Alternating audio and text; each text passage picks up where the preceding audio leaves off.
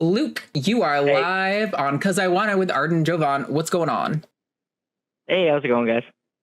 Good. Here. What's up? So I just had some questions. First of all, this all stemmed from me catching Jovan's last YouTube stream before this, so I've been waiting a while to talk to you guys, so I appreciate it. I have some, just to start off, I am not transphobic like that last guy. I don't know what his deal was, but definitely. I don't even know that I think he's transphobic. Would say. I don't even know that I think he's transphobic as much as I think he is just uninformed, like really uninformed. You can say dumb. It's okay. Okay, you brought up the affix. You can say dumb. Yeah, we're go all ahead, on the Luke. same page here. Okay. All right. So my main question is, I have some concerns about the long-term ramifications of gender affirmation care because of the time period of when it's appropriate to take place. Most of the studies that I've referenced are ages like 8 to 13, where it has a positive, affirmation, especially prepubescent. My concerns are that, obviously, as it's a good thing that the notoriety of trans is getting a little bit less shamed, I guess I should say, in the public. But I am concerned about any sort of trends or fads picking up with young people and them kind of hopping on the bandwagon. And this isn't a question framing around like, hey, when do people know? Because I know people know at a young age. This is more of, what is you guys' opinion on preventing people who aren't truly trans of going through these actions and how to address that? Well, I think there's so many things that you said here that I want to unpack. I got to start taking notes, so I'm going to bring up my notes page while I start to kind of dig into this. But first of all, I think when it comes to sussing out who, this is the process of diagnosis, sussing out who is and is not trans and deserving of healthcare, or deserving is a problematic word, but is likely to get healthcare.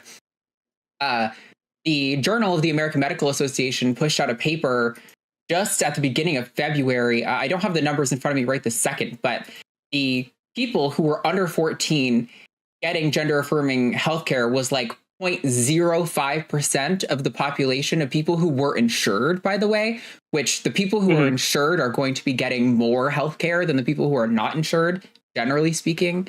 When we're talking epidemiological data, which are like large trends, I think it's fair to make broad trend statements like that. I apologize. What is oh my God, I can't even say the word you just said. Yeah, epidemiological? What does that mean? I apologize. Epidemiology is the study of like how like diseases or conditions sort of form and spread throughout a population. So like the rates at which the flu is happening in a given season, that is a concern of epidemiological research. The rates at which cancer is happening in the American people, those are epidemiological concerns. So I'm with you, Luke. I also had no idea what that word meant. Oh, cool. Word. So awesome. So when it comes to like large scale epidemiological research like this, very few people are actually getting this healthcare, and the researchers who put this together even noted that the number of people who were accessing the care was so low that it likely indicated that actually not enough people were getting the care, meaning more people who were trans were being denied access to care than were being given care. And let me tell you, as a trans person who knows lots of trans people, that far more aligns with my experience than this notion of like people, especially children, getting rushed into healthcare and being given access to things like hormones and puberty blockers immediately.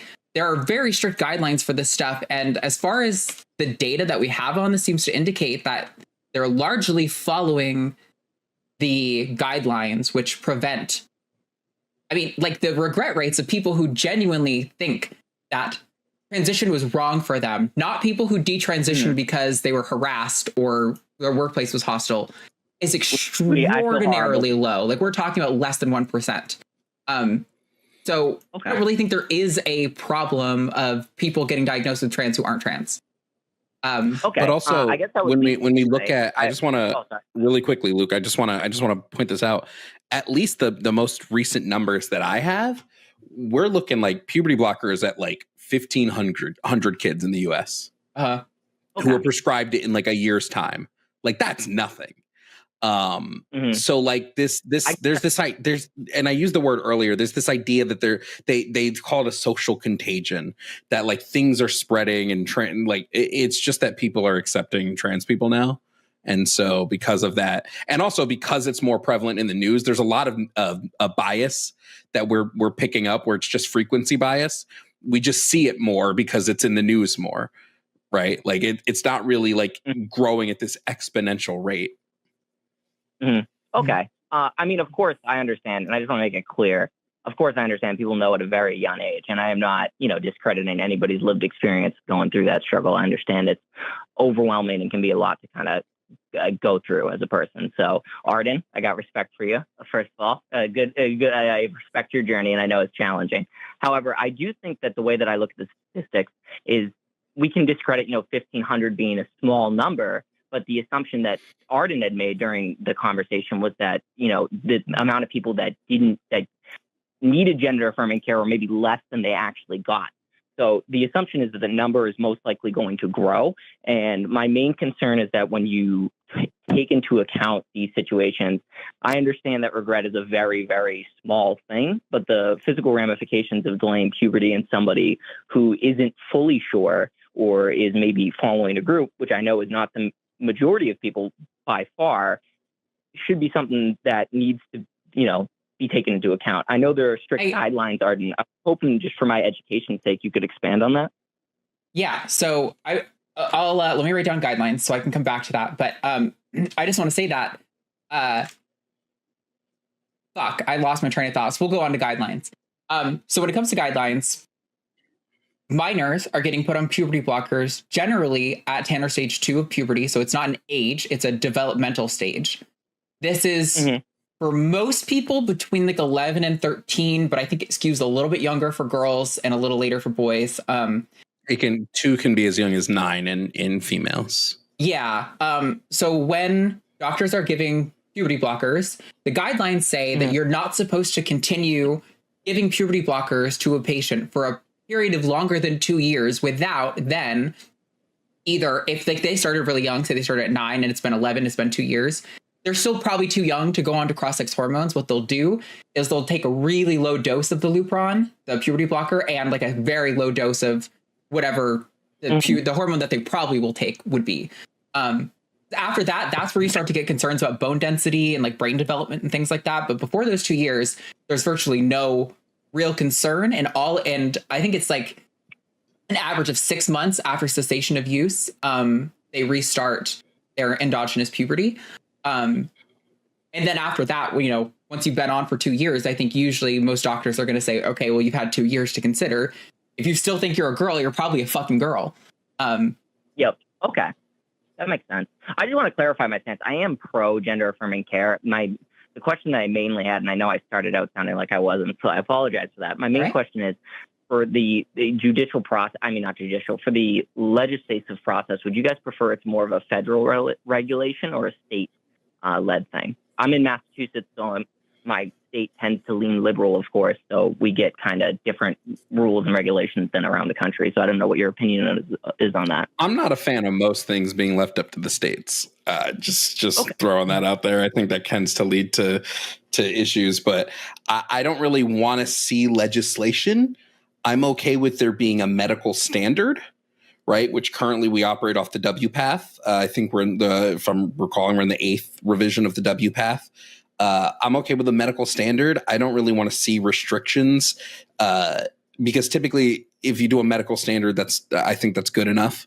The only real restrictions I would say should be put on it is that like you can't force somebody into it, right? That'd probably be the only restriction I'd place on like a legislative level. Let parents make the decisions for their children. Let doctors present parents with what they believe is the appropriate decision. Don't leave it up to a governing body. Well, no, that's always a horrible idea. But I feel that I guess I don't have a lot of data to back it up. I do have obviously, I have some family who are trans, so I have a little bit of experience with it, but not a lot. So I just, I'm more asked to learn. So I apologize. My question's not always super clear. Trying to get a little educated on the subject. I've listen to a little. I have a study for you, Luke. I have a study for you.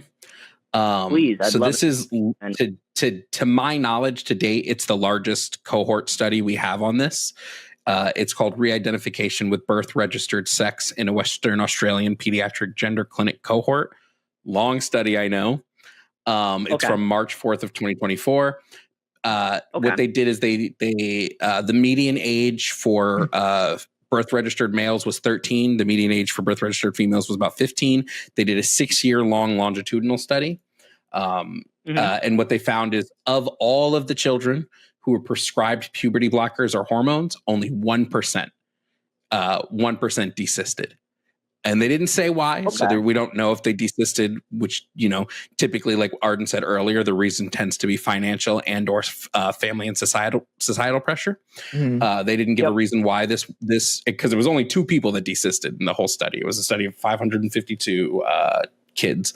But I think 6 years puts us past that initial, it puts us well into 19, 20, 21 in some cases. And like I said, only 1% of kids desisted. So we don't actually tend to see those regret numbers anywhere near what the right claims they are.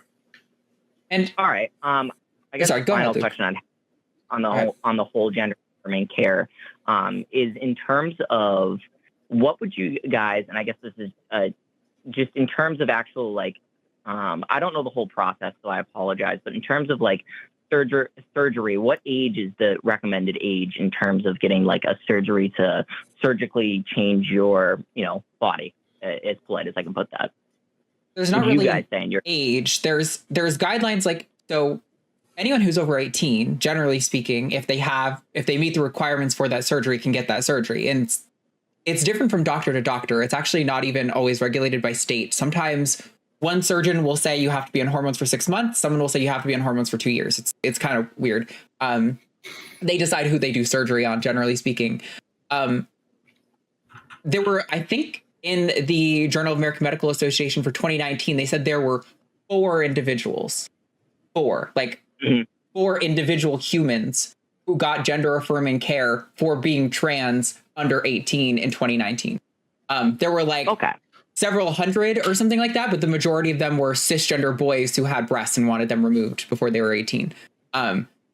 So yeah, me personally, top surgery at 15, go nuts, right? I don't think we can sit here in a society where we let cisgender girls get breast augmentation, and then when a transgender girl wants it, we go nah. I 100. Think that's just messed up.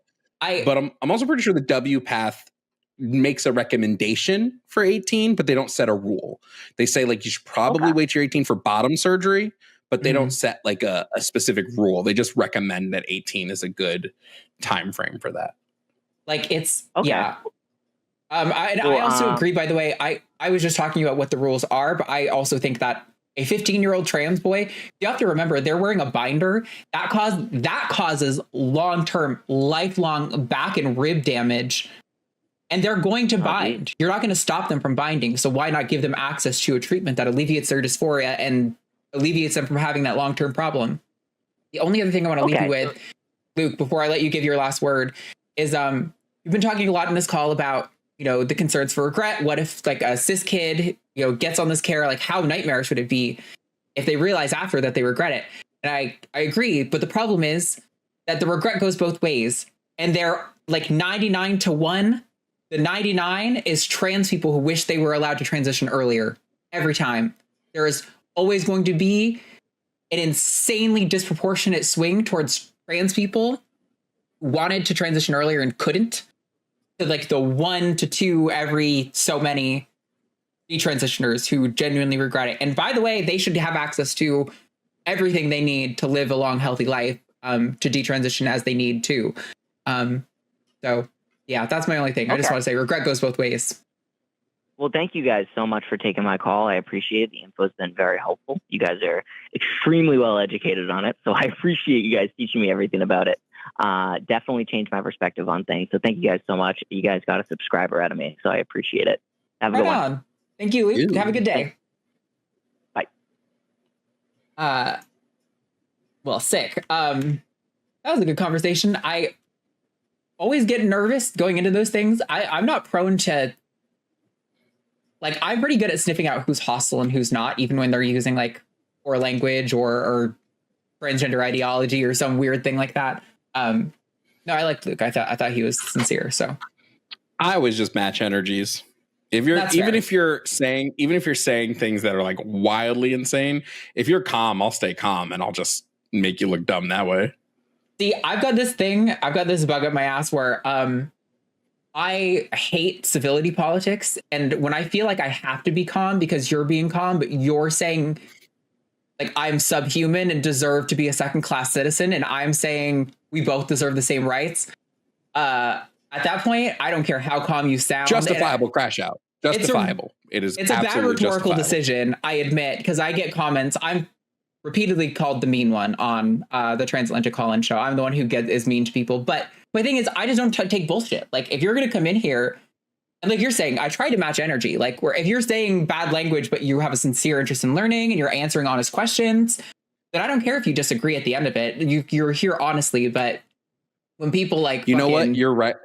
Yeah, you're right. Yeah. The only thing that I will say is I will berate my YouTube chat, because my YouTube chat is the most toxic thing I've ever seen. I will call YouTube chat every name in the book. The only way we've kept our YouTube chat relatively clean is that we're subscriber mode only. Every time there's like a 2-minute delay between when you can message, and our mods, I love you guys.